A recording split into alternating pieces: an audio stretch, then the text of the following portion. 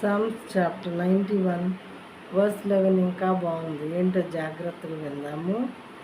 For he will command his angels concerning you to guard you in all your ways.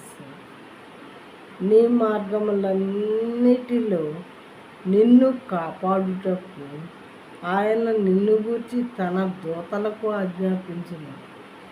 మన ప్రవర్తన దేవునికి ఇష్టంగా ఉన్నప్పుడు మనం దేవుని ఆజ్ఞలను కట్టడలను మరి అనుసరించి నడుస్తూ ఉన్నప్పుడు మన మార్గములన్నింటిలో మనం ఎంత దూరం వెళ్ళినా ఎన్ని మైళ్ళు వెళ్ళినా ఏ పనులు చేస్తున్నా మనల్ని కాపాడటానికి మనకి ఆయన దూతలకు ఆజ్ఞాపిస్తారంట దేవుడు. నా బిడ్డ పలానా ప్లేస్కి వెళ్తుంది, తనతో వెళ్ళు, తన చుట్టూ ఉండు, తనకు ముందు నడువు, తనకే అపాయం రాకుండా చూసుకో అని చెప్పి ఆయన తన దూతలకి ఆజ్ఞాపిస్తాడంట.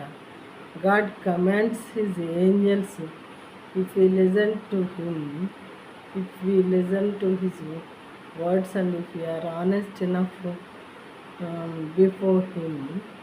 God commands his angels to guard our ways. నీ మార్గంలోన్నింటిలో నిన్ను కాపాడక ఆయన నిన్ను గురించి తన దూతలకు ఆజ్ఞాపించింది.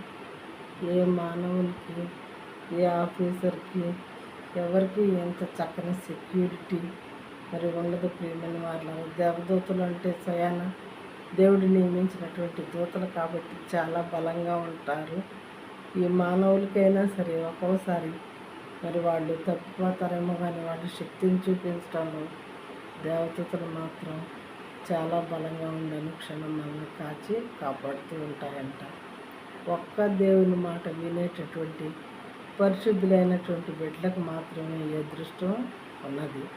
ఆ లిస్టులో నీవు నేను కూడా చేరినట్లయితే మనకు కూడా దేవుడు తన ఏంజల్స్ని అపాయింట్ చేస్తారు.